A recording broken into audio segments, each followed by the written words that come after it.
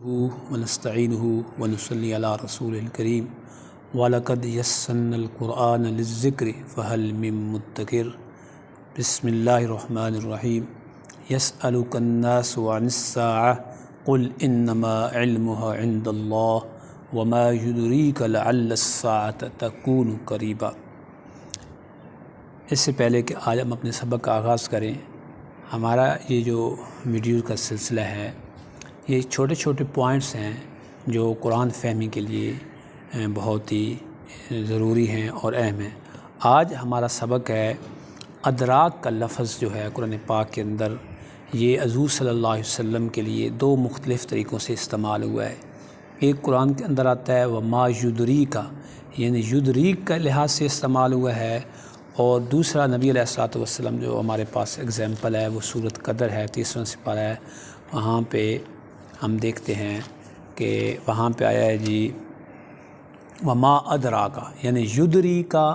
اور ادراکا۔ جب یدریکا آئے گا تو اس سے کیا مراد ہوگا، یعنی علماء نے تحقیق کی ہے پورے قرآن کو دیکھتے ہوئے،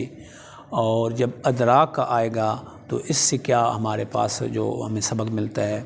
تو اس پہ علماء نے یہ ہمیں ایک نقطہ دیا ہے، تحقیق جو محققین ہیں، کہ جہاں پہ بھی قرآن پاک کے اندر آپ صلی اللہ علیہ وسلم کے لیے وما یدریک آیا ہے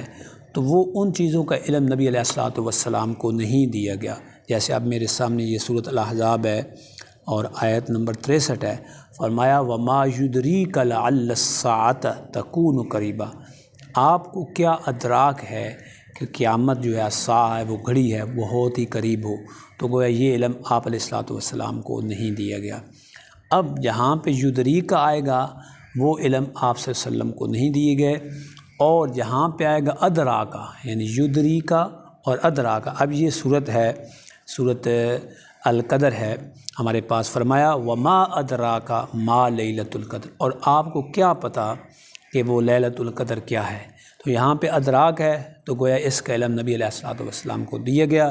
جو ہمارے پاس احادیث کی صورت میں بھی موجود ہے، اور وہ حدیث اس ہمارے پوائنٹس کی، ہمارے اس نقطے کی بھی تصدیق کر رہی ہے۔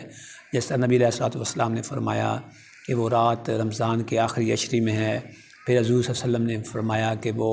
طاق راتوں میں حتیٰ کہ 27ویں رات ہے۔ تو گویا یہ ایک بڑا اہم پوائنٹ ہے کہ جہاں پر بھی حضور صلی اللہ علیہ وسلم کے لیے ادراک کا لفظ آئے گا، اس کے بعد جو چیزیں آئیں گی ان کا علم نبی علیہ الصلوۃ والسلام کو بعد میں عطا کر دیا گیا۔ اور جہاں پہ آ گیا یدریکا، تو وہ جو علوم ہوں گے وہ اللہ رب العزت نے اپنے پاس، یعنی غیب کے علم، ان کا اطلاع نبی علیہ الصلوۃ والسلام کو نہیں دی گئی۔ تو یہ بڑا اہم پوائنٹس ہے، اس سے ہمارے بہت سارے مسئلے حل ہو سکتے ہیں کہ یدریکا اور ادراکا، جہاں پہ یدریکا آئے گا ان چیزوں کا علم نبی علیہ الصلوۃ والسلام کو، یعنی اس کی اطلاع نہیں دی گئی، اور جہاں پہ ادراکا آئے گا اس کا علم یا اس کی اطلاع نبی علیہ الصلوۃ والسلام کو بعد میں دے دی گئی۔ تو آج کا ہمارا یہی سبق تھا، امید ہے انشاءاللہ اس سے آپ بڑے استفادہ حاصل کریں گے۔ سبحان ربک رب العزت عما یصفون۔